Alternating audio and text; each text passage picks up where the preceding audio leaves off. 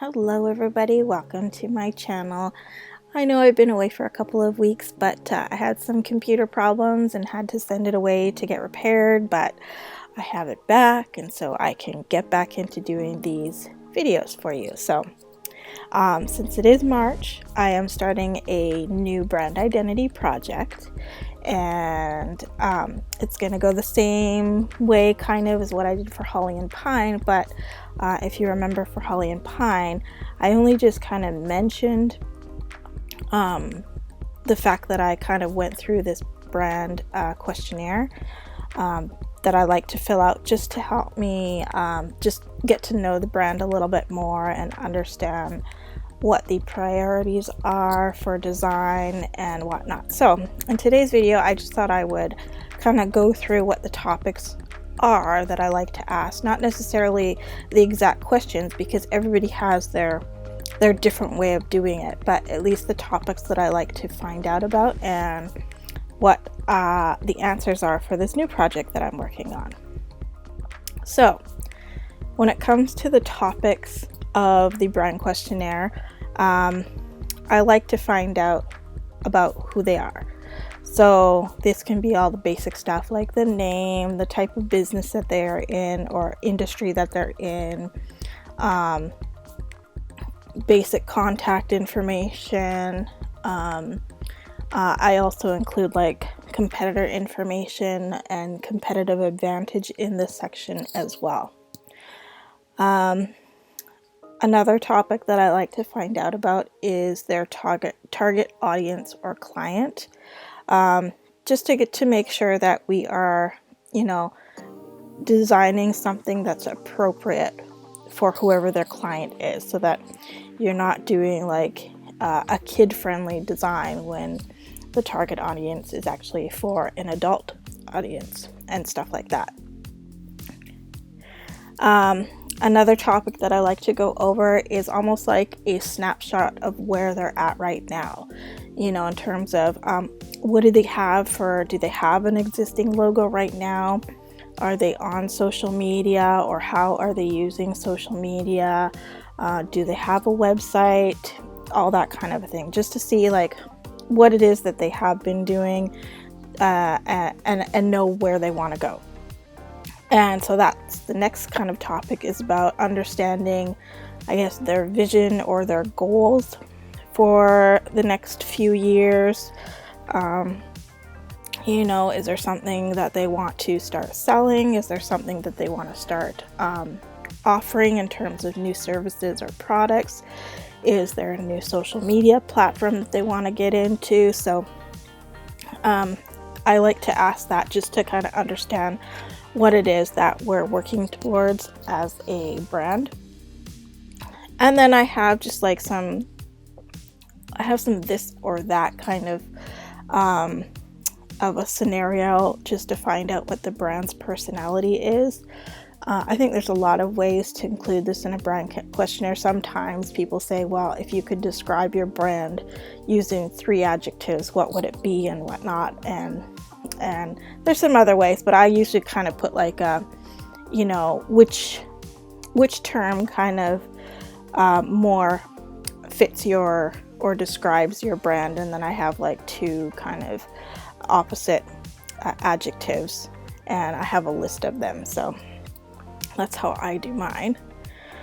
I also like to know what any design preferences are. There are some people who want to include a certain icon, who want to include a certain kind of font, who want to include certain colors. So, or the opposite is that they know what they don't want. They don't want a certain color. They don't want bright colors. They don't want all this kind of a thing. So I kind of like to ask that, just because it helps kind of filter out things that might not work from the very beginning. And then another question that I like to ask is, I like to find out what their, I guess, comfort level or accessibility is to certain technology. So in this case, it's really about how are they going to edit these designs, in the future. That's especially helpful when it comes to creating templates and stuff like that. Not everybody has access to the Adobe programs, and I get that, but it's like, what are you using, or what are they using right now to create social media posts? What are they using to, I don't know, create some kind of a promotional flyer and stuff like that? There's some people that still might be using Microsoft Word to do all that kind of stuff. Other people might have access to Photoshop, but that's about it.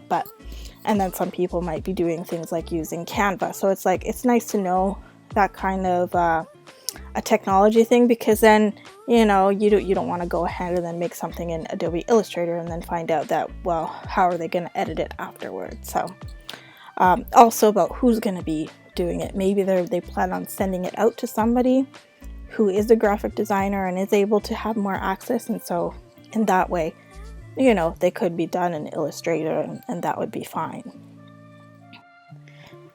So for this new project, after I went through filling out this questionnaire, because this is another fictional project, this is what I found out. So the name of this brand is called Luna Marea Yoga. There is no tagline to it, so they are in the business of teaching yoga classes and meditation sessions that encourage her students to connect more with nature. She teaches classes on the beach or in a studio filled with plants, so that it gives them more of a feeling of them being in a rainforest or a jungle, that type of thing. And then she started doing this in 2019 as almost a natural progression from being just a student to now being able to share what she's learned with others. And just a note about where the name came from. Luna is Spanish for the word moon, and then Marea is Spanish for the ocean's tide. And so for the target client, most of her clients right now are female, and a lot of them are in the age range between 50 and 69 years old. She's doing these classes. I didn't put any location in the last one, but she does this out of a beach community in Mexico. And so a lot of her clients are English speaking foreigners who are either living full time in Mexico or just living seasonally there. A lot of her clients too have become very health conscious. Some of them need to follow special diets that include, maybe fresh or clean eating with low sugar. I think a lot of her clients kind of deal with being diabetic and whatnot, or maybe even have some kind of intolerance to gluten and dairy and stuff like that. So they're very conscious about that kind of a lifestyle. And then a lot of them have started to do yoga as a way to be physically active without putting a lot of strain on their joints, because as people get older, then they're a little bit more susceptible to that kind of thing. So where are they at right now? Right now, Luna Marea does not have a logo or a website. She has a personal Facebook profile that she uses to kind of promote her classes. And then she would like a logo and a design that she can use when she creates business cards on social media, and she would eventually like to have a website that she can promote her classes on as well. In terms of goals and where she wants to be in the next few years, she wants to do a little bit more on Facebook and build a community on that platform, and perhaps even start teaching a few more sessions virtually, especially for those who aren't able to travel right now just because of the pandemic. She also has a goal of wanting to host a yoga retreat or summit or event around yoga and self-care and well-being. And then she would like to kind of expand her class locations and be able to offer more classes in the area that she lives in. So, okay, for this brand personality part of it, like I said, I usually do this or that kind of a list of adjectives, and this is kind of what her responses ended up being. She described her brand as being fun, casual and informal, maybe a little bit traditional, rural, organic flow was something that kind of fit with her, vibrant and energetic, mature, simple. She considered it to be a basic need for people, and refreshing. So I don't always use every single one of these terms to guide any kind of the design, but it does kind of help to pick some out and then just kind of focus on certain. I usually pick about like anywhere from 3 to 5 words to kind of focus on in certain designs and then go from there. As for design preferences, she wants something that relates to the moon, the ocean, or the beach, and the rainforest, just so that it fits more with her brand's name and what she values, just in terms of that connection with nature. She also wants something that feels relaxing and renewing, and does have a color preference of blue to use in her brand color scheme. So in terms of things that she doesn't want really bright colors, and she also doesn't want a lot of any cliche images of a person with folded legs and prayer pose and other types of yoga poses. So no icons of that style in her logo. And then in terms of her access to certain technology, so right now she does everything on her own laptop, on a Windows computer. She does have a cell phone, and it is an iPhone. And she says she has been using templates in Canva to create posts for her Facebook activity, whatever she does.